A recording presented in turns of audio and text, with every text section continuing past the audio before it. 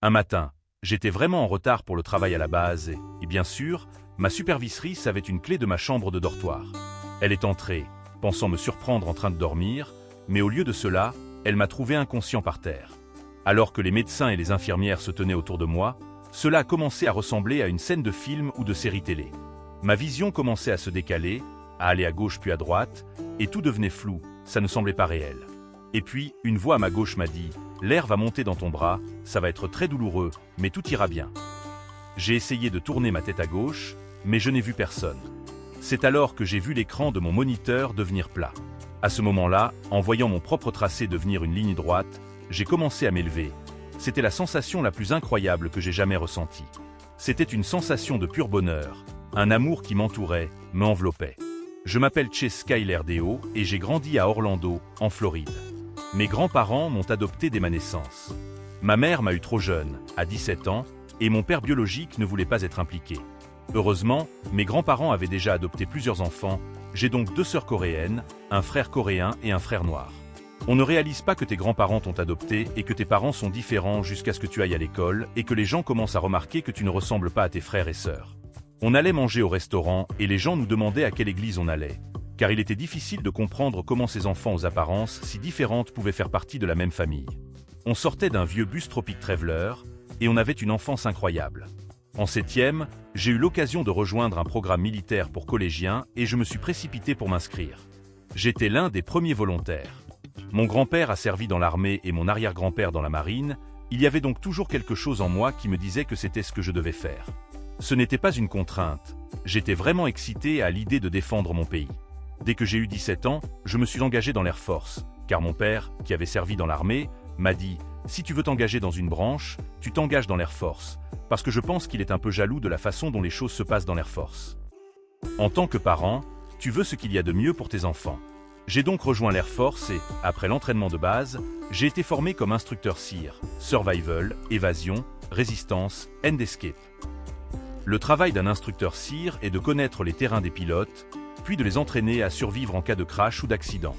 Mais après un certain temps, je me suis blessé aux 2 genoux lors d'un entraînement. Un accident de formation malheureusement.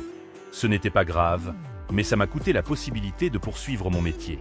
Les chirurgiens ont opté pour une intervention de type remise latérale, où les genoux sont remis en place. Mais je me rends compte aujourd'hui que j'aurais pu me rééduquer sans chirurgie. Le chirurgien de l'Air Force a insisté sur cette opération, mais elle n'a pas été un succès. Jusqu'à ce moment-là, j'avais un but clair pour ma vie. Je m'étais fixé l'objectif de 20 ans dans l'armée, mais la blessure au genou a tout fait s'effondrer. Mes objectifs et ma vision de l'avenir se sont effondrés. C'était catastrophique pour moi. Je ne savais plus quoi faire. J'étais vraiment effrayé et mes amis étaient inquiets. Mon corps n'était plus assez bon pour rester dans l'armée, et le processus de retraite a commencé. C'était un long chemin. Pendant cette période, je suis devenu un peu plus décontracté. Je commençais à arriver en retard au travail, car je savais que je finirais par sortir de l'armée. Un matin, je suis vraiment arrivé en retard, et ma superviseuse, qui avait une clé de ma chambre de dortoir, est entrée pensant me surprendre endormi. Mais elle m'a trouvé inconscient sur le sol de ma chambre.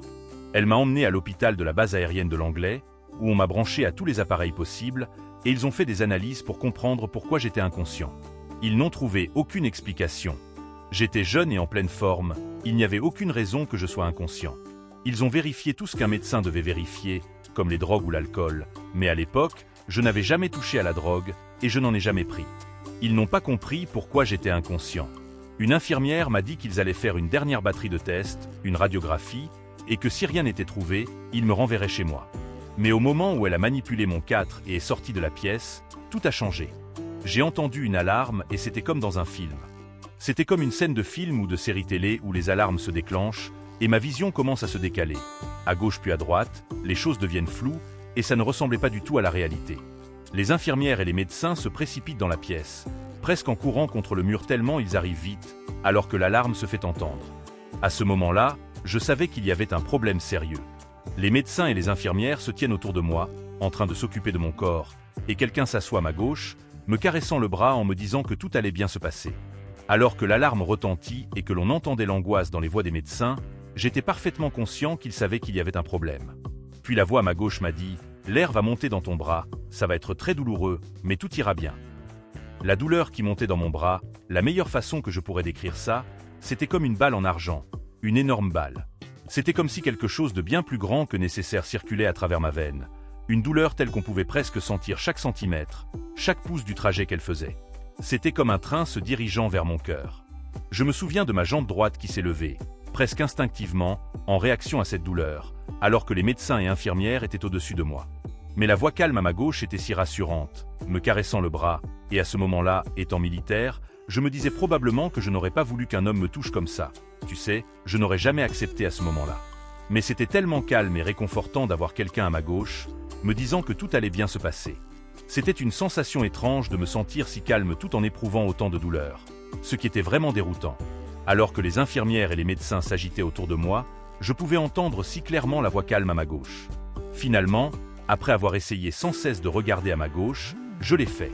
Et non seulement il n'y avait personne à ma gauche, mais j'ai vu l'écran de mon moniteur devenir plat. À ce moment-là, en voyant mon propre tracé devenir une ligne droite, j'ai commencé à m'élever. La meilleure façon dont je peux décrire ça, et j'ai des frissons à chaque fois que j'en parle, c'est que j'ai eu l'impression que tout dans mon corps se libérait. Je pourrais revivre cette sensation des millions de fois sans m'en lasser. Et il n'y a vraiment pas de mots pour décrire cela. Je montais dans cette zone où je ne voyais pas où j'allais, mais j'avais une confiance totale en ce que j'étais en train de vivre. C'était tellement beau, et si cette sensation était celle-ci, je ne pouvais qu'imaginer ce qui m'attendait. Et avant longtemps, je me suis retrouvé dans un jardin. Un jardin rempli de fleurs et de plantes que nous n'avions jamais vues, avec des couleurs magnifiques. Tout était si vibrant, presque comme si on regardait directement dans le soleil et qu'on devait plisser les yeux parce que tout était si beau et coloré. Je n'avais jamais eu d'idée préconçue de ce qu'était le paradis. J'avais grandi en adorant Elvis et je pensais qu'il m'attendrait là, et que tout serait calme et paisible dans les nuages. Mais le paradis que j'ai vécu était tellement plus vivant et réel. Il n'y avait pas de sensation de flottement. Ton corps était léger, il y avait une gravité zéro, mais le jardin, les feuilles, tout ça était tellement réel. Ces plantes et fleurs étaient tellement éclatantes. On n'a tout simplement pas ces couleurs ici. Je pourrais dire qu'elles étaient violettes, rouges, bleues, mais ça ne rend pas justice à la réalité. Tout était tellement brillant, presque vibrant, il y avait une vibration qui émanait de tout. On se sentait tellement en harmonie, tellement connecté. Quand on marche dans un parc ou on passe devant une belle fleur ici, on pourrait dire que c'est beau, mais au paradis, c'était comme si je ressentais les plantes et les fleurs. Tu sais, dans un rêve, tu ne ressens pas vraiment les choses, tu les imagines. Mais là, tout était tellement réel, je ressentais tout, même les grains de terre sous mes pieds. Et moi qui déteste être pieds nus, c'était un souvenir vif de sentir la terre sous mes pieds. Devant moi, j'ai vu un homme en robe, courant après un petit garçon d'environ 3 ou 4 ans, un petit garçon aux cheveux blonds et bouclés. Le garçon courait en avant, se retournant en faisant des grimaces, et je regardais cette interaction magnifique, presque comme une relation père-fils. Je regardais ce petit garçon, si heureux, savourant chaque instant de sa vie. Et puis je me suis rapproché et j'ai regardé en bas, et là je me suis dit « Oh mon Dieu, c'est moi ». J'avais oublié que j'avais des cheveux blonds bouclés, et je me souvenais à quel point j'étais heureux étant petit, à rire et sourire tout le temps, peu importe ce qui se passait autour de moi. En grandissant, à 19 ans, je prenais la vie tellement au sérieux, je m'inquiétais tellement pour ma carrière, l'armée, que j'avais oublié à quel point j'étais ce petit garçon heureux. Et ce fut un rappel magnifique de ce que j'étais avant. Lorsque l'homme s'est tourné vers moi, j'ai immédiatement su que c'était Jésus. Et je dois dire aussi que Jésus ne ressemblait pas à ce à quoi je m'attendais. Il ressemblait à ce à quoi je m'attendais, mais j'étais tellement certain que c'était lui. Il avait les cheveux bruns courts, des yeux verts perçants et le plus grand sourire imaginable. Mais en grandissant, tu t'attends à voir un homme avec des cheveux longs et blonds, souvent très minces, et cet homme, lui, était juste un homme sain et paisible, vêtu d'une robe. Mais c'était aussi certain que de savoir où se trouve ta main gauche et ta main droite quand tu te regardes dans le miroir et que tu sais que c'est toi. Je savais que c'était Jésus. Et à cet instant, Jésus s'est tourné vers moi et m'a montré que c'est ça, la vie, diffuser de la lumière, de l'amour et des rires. C'était presque comme un rappel que j'avais déjà été là, que j'avais oublié, mais que j'avais toujours su les joies de la vie, de trouver des raisons de sourire chaque jour. Un rappel que je prenais la vie trop au sérieux. À ce moment-là, dans l'Air Force, je pensais vraiment que ma vie était terminée. Tout ce pourquoi je m'étais entraîné, tout ce que j'avais espéré, tout ce que j'avais envisagé pour ma vie, tout était fini. Et cette conversation seule a suffi pour me dire « Ok, je me concentre sur toutes les mauvaises choses ici. Je me concentre sur une carrière, l'argent, sur le fait de pouvoir payer mes dettes, mais en fin de compte, rien de tout ça ne compte vraiment. Ce qui compte, c'est de se sentir comblé, de donner au monde, de faire sourire les gens. » C'était une belle leçon. La vie, c'est ça, trouver constamment la joie, le rire, le bonheur. Nous sommes restés là un moment, sans que le temps semble passer. Je ne saurais dire si c'était 5 minutes ou 5 heures, mais j'ai reçu tellement de connaissances que j'avais déjà en moi, comme si cette relation amicale était celle que j'avais entretenue depuis longtemps. Et avant que je ne m'en rende compte, il a plaisanté, m'a souri et m'a dit « Tu dois retourner ». Je n'ai pas protesté. J'ai dit « Oui, je sais ». Et c'était un tel rappel que j'avais déjà été ici plusieurs fois. Peut-être pas aussi dramatiquement qu'une expérience de mort imminente ou une ligne plate, mais j'y avais déjà été. Et c'était juste une sorte de « Tu ne peux pas rester trop longtemps ici, tu dois retourner ». Et je lui ai dit « Ok, je comprends ». C'était si amical, comme si on disait au revoir à un ami qu'on a déjà vu et qu'on reverra. C'était si paisible, il n'y avait aucune partie de mon corps qui voulait rester. C'était juste comme passer du temps avec un ami et savoir qu'il fallait repartir avant de revenir. Tout était si clair. Je savais que j'avais encore beaucoup à faire. Et avant que je ne m'en rende compte, j'étais de retour dans mon corps, dans une autre ville, hors de la base. L'Air Force m'avait envoyé à un autre hôpital à Hampton, en Virginie, pour être déclaré mort. Et je me suis réveillé, ouvrant les yeux. Bien sûr, à ce moment-là, tu te dis que c'est un rêve, et tu refermes les yeux pour y retourner. Mais en ouvrant les yeux, je réalisais que je ne pouvais pas y retourner. Et mon corps se sentait totalement normal. Je n'avais plus de douleur dans ma poitrine. La confusion m'envahit. Je n'étais plus dans la même pièce, et les gens qui passaient dans le couloir n'étaient pas en uniforme militaire, donc il était évident que je n'étais plus sur la base. Peu de temps après, une infirmière est entrée, m'a salué, semblait déboussolée, et m'a dit qu'elle allait chercher un médecin. Elle est partie en courant, et un médecin est revenu, me disant « Je ne sais pas quoi vous dire, mais nous allons vous renvoyer à l'Air Force, et ils feront ce qu'ils veulent avec vous. » Et c'était tout. J'ai eu la chance d'appeler un ami, je lui ai dit « Je viens de mourir, tu peux venir me chercher à l'hôpital. » Il a répondu « Bien sûr. » Et on a fait ce que ferait toute personne revenue de la mort, on est allé à Chick-fil-A parce que j'avais une faim de loup. La mort m'avait rendu très affamé. On a pris la route pour Washington DC pendant quelques jours, visité tous les monuments, pris des photos. Pendant ce temps, mon bras gauche était tout bleu et noir, la contusion était tellement grave à cause de l'air qui était monté dans ma poitrine. Je suis retourné à l'hôpital parce que les ecchymoses étaient vraiment sévères et je voulais comprendre pourquoi je suis mort, pourquoi j'ai vécu cette expérience de ligne plate. Je suis donc retourné à l'hôpital et ils ont documenté ce qui était arrivé à mon bras en écrivant un long paragraphe. Le patient a subi une embolie gazeuse lorsque l'air monte jusqu'au cœur. Apparemment, l'infirmière avait accidentellement permis à de l'air de passer dans le 4, ce qui a provoqué ma ligne plate. Mais les infirmiers et les médecins ne comprenaient pas vraiment. Je ne sais pas combien de personnes ont survécu après avoir été déclarées mortes, donc il n'y a jamais eu de véritable conversation claire à ce sujet. Le personnel médical m'a dit exactement ce qui s'était passé, mais il ne comprenait pas comment j'étais encore là. Et à partir de ce moment-là, bien que je ne me sentais pas à l'aise de raconter mon histoire, car je pensais que si je le faisais, les gens penseraient que j'étais fou, ce qui était une vraie préoccupation, parce que je ne connaissais même pas l'expression « expérience de mort imminente » ou NDE. Ce monde-là ne faisait aucun sens pour moi. Je pensais juste que les gens me prendraient pour un fou. Alors, je ne le disais qu'à ceux qui étaient vraiment proches de moi, je ne savais tout simplement pas comment naviguer dans cette nouvelle expérience que j'avais vécue. Le 8 juillet 2008, quelques mois plus tard, j'étais complètement retiré de l'armée. Une semaine après mon retour, ma vie a changé de façon si radicale. Tout ce que j'avais pensé être amusant en grandissant, ou tout ce qui m'intéressait, j'ai décidé de le faire. J'ai rejoint un club de breakdance dans une université locale à laquelle je n'étais même pas inscrit. J'ai fait un peu de stand-up, je me suis mis à la photographie et j'ai commencé à photographier des mariages. J'ai appris à danser la danse de salon et je suis devenu instructeur. C'était presque comme cocher des cases sur une liste de choses à faire, me disant que j'avais une autre chance d'être ici et de profiter de la vie. J'ai fait une tonne de choses. Animer des concours avec des célébrités, passer à la télé, être annonceur pour une équipe de baseball et de hockey à Norfolk, en Virginie, pendant quelques années.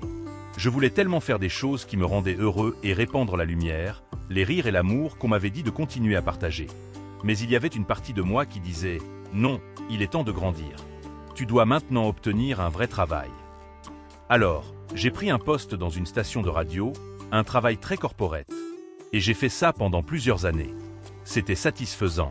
Ça payait mes factures, on avait une belle maison, mais c'est à ce moment-là que j'ai commencé à me sentir coupable. Je devenais égoïste, je ne partageais plus les rires avec tout le monde. Je me retrouvais dans un bureau, et je ne pouvais plus créer de souvenirs pour les gens. Je suis allé en retraite, avec une organisation d'anciens combattants qui envoie des vétérans en groupe passer 5 jours à faire du yoga et de la méditation. On te parle de l'importance de la santé mentale et de trouver la paix en soi. Je n'avais jamais vraiment médité ni fait de yoga, et un groupe de vétérans musclés faisant du yoga. Bien sûr, tout le monde levait les yeux au ciel à l'époque. Mais à la fin de ces 5 jours, c'était la période où je me sentais le plus heureux de toute ma vie. Quand je suis rentré, ma femme, à peine m'ayant vu ce vendredi après-midi, m'a dit « Tu es une autre personne, tu sembles tellement détendu ». Pendant ce temps-là, j'étais concentré sur mon job corporate, celui du cadre sérieux, et elle a remarqué « Tu as changé, tu sembles tellement heureux avec toi-même ». C'est là que j'ai recommencé à me poser la question « Quel est mon but? Pourquoi suis-je ici ?» Je commençais à me souvenir de mon expérience de mort imminente, et en un jour ou deux, j'ai ressenti un changement profond dans mon corps. Je suis devenu tellement plus conscient de mon environnement. Je pense que le yoga, la méditation, les exercices de respiration avaient tellement détendu mon esprit que je pouvais vraiment observer le monde extérieur et comprendre mieux comment aider. J'ai commencé à me rendre compte que j'avais des dons qui n'étaient peut-être pas aussi communs que je pensais. Je commençais à ressentir les émotions des gens autour de moi. L'intuition est devenue plus forte. J'étais tellement conscient que si des inconnus autour de moi souffraient, je ressentais ce fardeau, l'impression que je devais guérir tout le monde, qu'il fallait que je leur apporte de l'énergie positive pour les aider à surmonter leur douleur. Si quelqu'un près de moi était triste, c'était maintenant ma mission, mon travail de les aider à ne pas vivre cette souffrance. J'ai commencé à l'accepter, à comprendre que c'était ma nouvelle réalité, que je pouvais offrir ça au monde. Ma grand-mère était à l'hôpital. Je me suis mis à prier, à faire ce que je savais faire, un ressenti dans ma poitrine, mes mains étendues pour prier, demandant moins de douleur pour elle, moins de souffrance. Je savais que je ne pouvais pas guérir tout le monde, mais je priais juste pour un peu moins de douleur. Avant que je ne m'en rende compte, j'ai commencé à sentir des picotements dans mes paumes. Je les ai regardés, et j'ai vu des marques visibles sur mes mains. Immédiatement, je me suis dit, c'est un peu perturbant. J'ai montré ça à ma femme et pris une photo pour la documenter. Peut-être devrais-je la montrer à quelqu'un en qui j'ai confiance. Quand je l'ai fait, on m'a dit « Tu dois arrêter de prendre la douleur des autres, ce n'est pas ta douleur à prendre. » J'ai répondu « D'accord, d'accord. » Mais dans mon esprit humain, je voulais juste me dire que c'était une réaction allergique, comme une éruption cutanée, quelque chose de temporaire, mais ces marques n'apparaissaient que lorsque je tentais d'aider quelqu'un autour de moi. Ce n'était pas une expérience douloureuse, c'était pacifique. Je pouvais ressentir l'énergie passant juste à travers mes mains. Je me suis retrouvé dans un avion, complètement silencieux. Je ne pouvais jamais dormir dans un avion. Et là, j'ai ressenti cette présence qui a immédiatement frappé ma poitrine. Je savais que c'était encore Jésus. Nous avons eu cet échange où il m'a dit « Tu es sur la bonne voie, mais prends soin de toi. Si tu épuises ta batterie, tu ne pourras plus jamais aider personne. » Et il m'a dit « Tu dois permettre aux gens d'avoir une expérience humaine. Tu ne peux pas prendre la douleur de tout le monde, car certaines personnes ont besoin de vivre cette douleur. » Ce fut un moment profond pour moi, mais aussi difficile. C'était un rappel que je ne peux pas essayer de guérir tout le monde que je crois souffrir, car cela me ferait aussi souffrir. Je dois laisser les gens expérimenter ce monde humain dans lequel nous vivons, et ce n'est pas mon rôle d'intervenir continuellement dans la vie des gens. Et c'est devenu clair quand il m'est apparu qu'il était possible de guérir certaines personnes. Voilà, c'est récent, ces derniers mois, que j'essaie maintenant de comprendre comment utiliser mes dons sans interférer dans la vie des autres. C'est difficile de vivre ce que j'ai vécu et de ne pas revenir transformé. Rire, sourire, c'est si simple. C'est gratuit. C'est comme respirer. On peut respirer, après tout. On peut prier gratuitement, méditer gratuitement et rire gratuitement. On peut trouver de la joie dans tout ce qui nous entoure. Et pourtant, nous vivons dans un monde où il semble que nous soyons de plus en plus séparés. Le monde dans lequel nous vivons aujourd'hui est incroyablement diversifié, mais d'une manière étrange, il semble aussi de plus en plus déconnecté. Je repense souvent à cette époque de ma vie où les choses étaient simples, où l'on pouvait l'apprécier chaque moment sans se soucier de tout ce qui semblait si important par la suite. Quand j'étais plus jeune, il suffisait de quelques heures passées avec des amis pour me remplir de bonheur. Aujourd'hui, la plupart des gens sont absorbés par leurs écrans, passant plus de temps à scroller sur leur téléphone qu'à partager de véritables moments de connexion avec les autres. C'est un contraste frappant, et pourtant, je crois qu'il y a un moyen de retrouver cette simplicité. Rire, sourire et la joie de partager sont des choses que nous avons tous en nous. Mais il y a une sorte de voile que nous mettons sur cette capacité. Ce voile est souvent lié à nos préoccupations, nos peurs et, parfois, au poids des attentes sociales. Nous avons tendance à oublier que ces petites choses, comme rire ensemble ou échanger un regard complice, sont ce qui nourrit réellement notre âme. Le monde semble nous pousser à tout prendre trop au sérieux, à toujours chercher à atteindre quelque chose de plus grand, de plus tangible. Mais dans cette quête incessante, nous oublions parfois que les plus petites choses peuvent avoir le plus grand impact. Il y a quelques années, j'ai traversé une période de ma vie où tout a changé en un instant. Un moment où tout semblait perdu, où l'idée de continuer semblait insensée. Mais c'est aussi à ce moment-là que j'ai commencé à comprendre la véritable essence de la vie, à voir au-delà de l'évidence et à réaliser que nous sommes bien plus que ce que nous pensons être. La peur de l'inconnu, la peur de l'échec, et parfois même la peur de réussir, sont des obstacles que nous avons tous rencontrés. Mais il y a une vérité simple à propos de la vie. Elle est pleine de surprises. Quand on lâche prise, quand on accepte de ne pas tout comprendre tout de suite, la vie a une manière de nous révéler sa beauté, même dans ses aspects les plus subtils. Quand on parle de la douleur, on oublie parfois de mentionner la guérison. Nous avons tous nos blessures, visibles ou invisibles. Elles font partie de notre histoire. Elles nous façonnent et nous transforment. Mais elles ne nous définissent pas. La guérison, elle, vient de l'intérieur. Elle commence par accepter que nous ne devons pas porter toutes les blessures du monde sur nos épaules. Parfois, il suffit de laisser aller la pression, de se détacher des attentes et d'embrasser simplement ce que nous sommes, là où nous en sommes. C'est dans ce lâcher-prise que la véritable guérison commence. Je me souviens de la première fois où j'ai commencé à comprendre cela. C'était un moment où tout semblait flou, où je me suis retrouvé à une croisée des chemins, incertain de ce que je devais faire. C'était presque comme si le monde s'était arrêté de tourner pendant un instant. Et dans cet instant, il y avait cette sensation d'unité, comme si tout ce qui m'entourait avait un sens, même si je ne le comprenais pas encore pleinement. C'est là que j'ai compris que parfois, il n'est pas nécessaire d'avoir toutes les réponses tout de suite. L'important, c'est de continuer à avancer, à apprendre, à grandir. Et parfois, la réponse ne viendra pas de l'extérieur, mais de l'intérieur. Aujourd'hui, je me rends compte que l'une des plus grandes leçons que la vie m'ait apprises, c'est que l'amour, la compassion et le rire sont des forces puissantes. Ils sont capables de guérir les blessures les plus profondes, de dissiper les ténèbres les plus sombres. J'ai appris à ne pas laisser mes peurs ou mes doutes m'empêcher de vivre pleinement. J'ai appris à apprécier les petites choses et à voir la beauté dans les moments simples. Parce qu'à la fin de la journée, ce sont ces moments qui nous définissent. Ce sont ces moments qui nous rappellent ce que c'est que d'être humain. Nous avons tous un rôle à jouer dans cette danse de la vie. Certains d'eux nous sont appelés à des missions plus visibles, tandis que d'autres à des rôles plus discrets. Mais tous, nous avons quelque chose à offrir. Nous avons tous un don, une passion, quelque chose qui nous est propre et qui peut apporter de la lumière aux autres.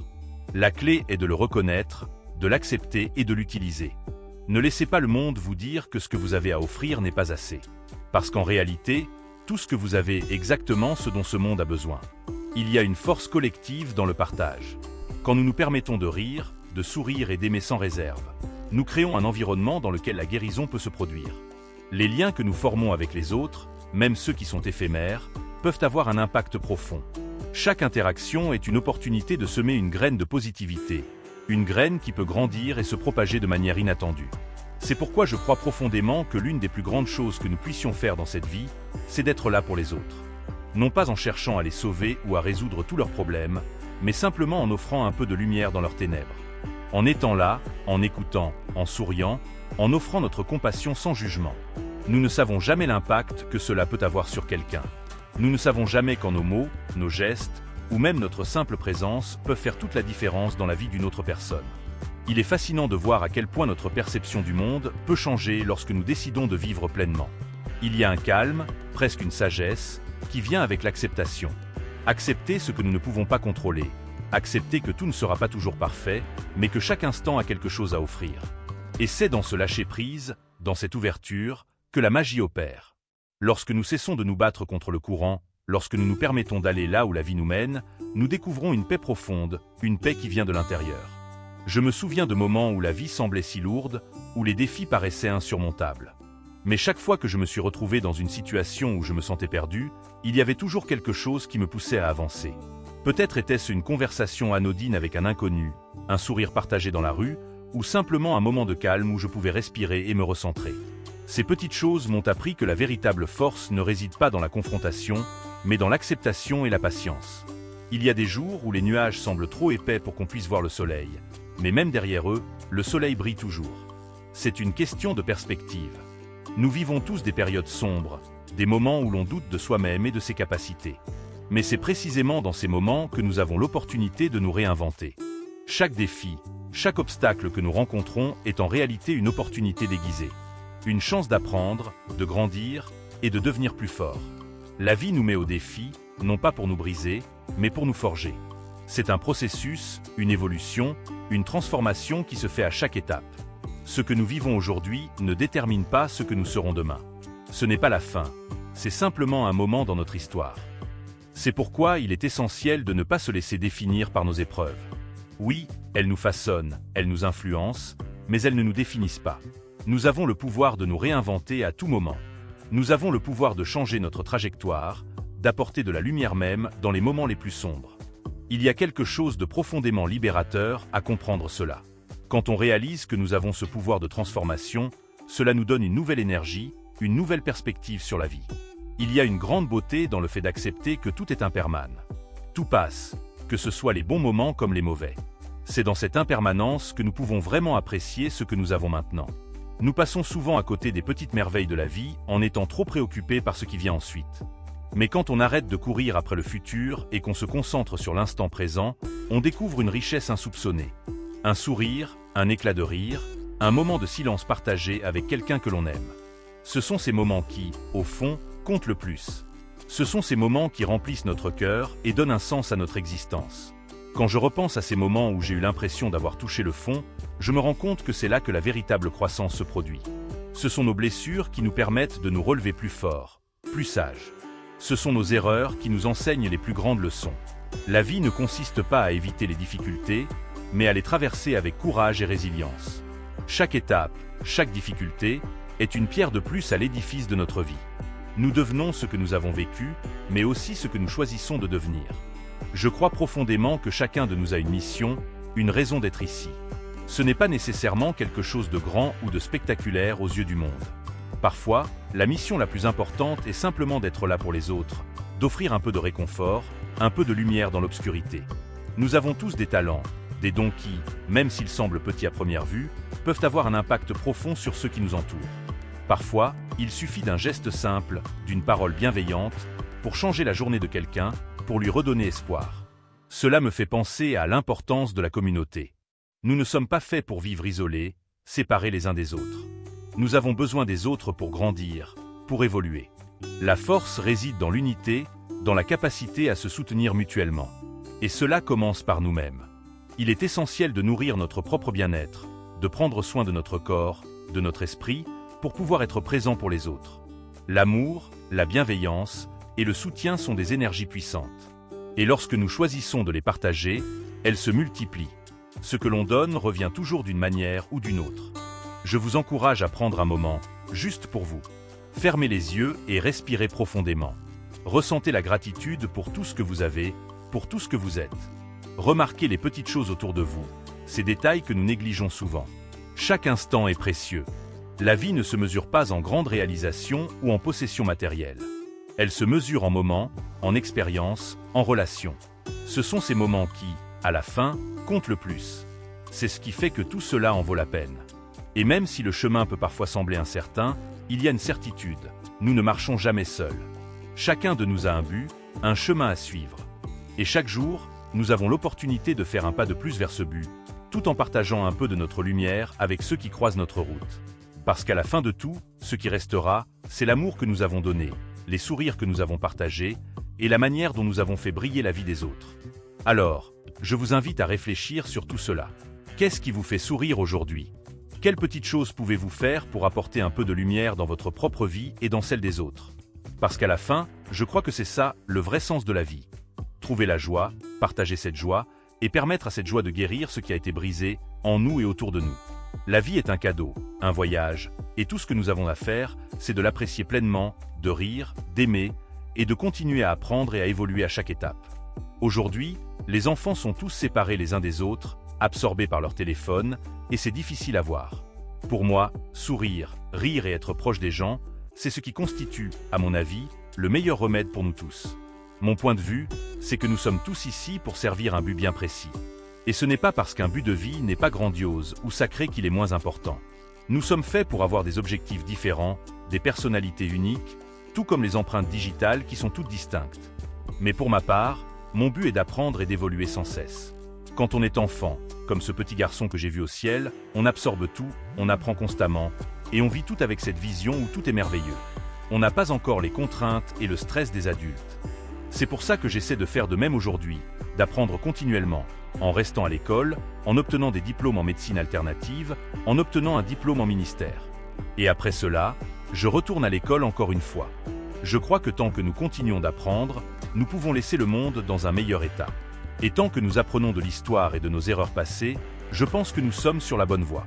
Ma grand-mère disait toujours que l'éducation guérirait le monde, et je crois profondément que tant que nous continuons à apprendre, nous préparons la prochaine génération à rendre ce monde meilleur. L'éducation prend des formes différentes pour chacun de nous, que ce soit en allant à l'école, en lisant un livre chaque jour ou même en suivant les actualités. Tant que cela nous éduque sans nous rendre plus tristes, je crois que c'est cela, le sens de la vie. Apprendre, évoluer et rendre le monde meilleur. Alors, je vous invite à partager vos réflexions en commentaire. Qu'est-ce que vous en pensez? Comment trouvez-vous de la joie dans votre vie? Partagez avec nous, nous voulons entendre votre expérience et ce qui vous motive à apprendre et à évoluer chaque jour.